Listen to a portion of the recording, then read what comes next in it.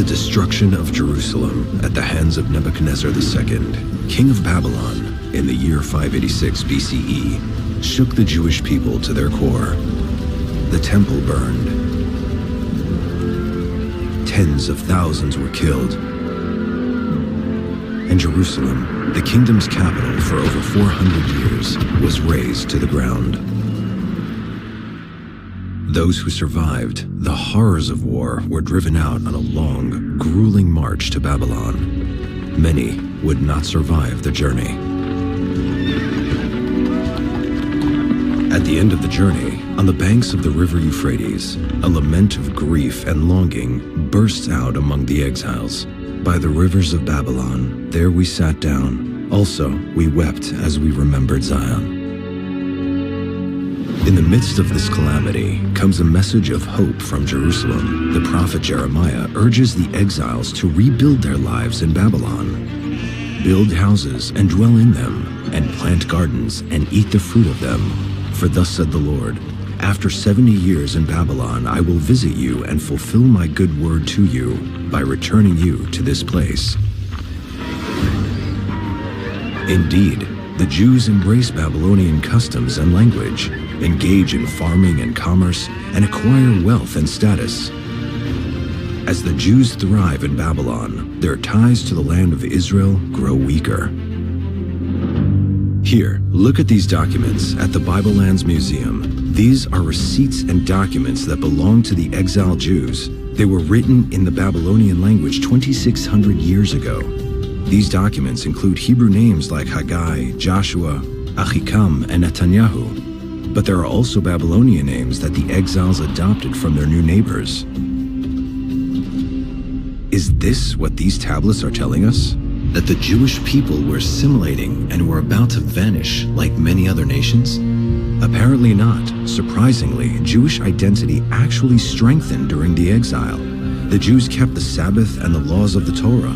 They formed strong communities that remained separate from those of their non-Jewish neighbors. However, as time went by, the dream of returning to Jerusalem became more and more distant.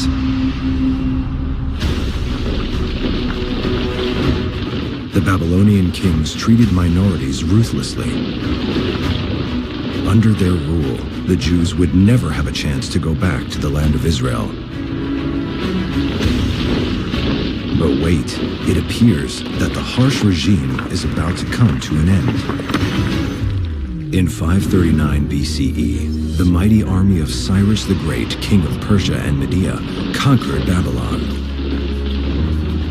Upon marching triumphantly into the city, King Cyrus made an unprecedented gesture that would forever change the fate of the ancient world. Cyrus declared jubilantly that all nations, including the Jews, were now permitted to return to their homelands and rebuild their temples. Until 1879 CE, the world only knew of this important decree thanks to the Bible. That year, a remarkable discovery was made in the ruins of Babylon. A small clay cylinder with an inscription in the Babylonian language in Akkadian script.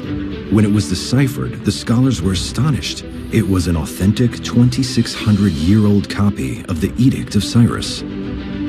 Despite differences between the biblical text and the inscription on the cylinder, the scholars concluded that in fact both texts refer to the same proclamation.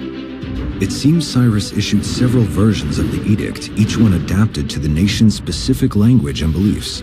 The Hebrew version of the Edict of Cyrus appears in the book of Ezra. Thus said Cyrus, king of Persia, "The Lord, God of heaven, has given me all the kingdoms of the earth, and he has charged me to build him a house in Jerusalem, which is in Judah. Whoever is among you of all his people, may his God be with him. Let him go up to Jerusalem, which is in Judah, and build the house of the Lord, God of Israel. He is God, which is in Jerusalem." The Jews were exhilarated by the Edict of Cyrus. The land of Israel was once again accessible. The return to Zion began. Filled with hope, fervor, and excitement, the captives stepped into a new, glorious era for the Jewish people. The return to Zion and the Second Temple period. she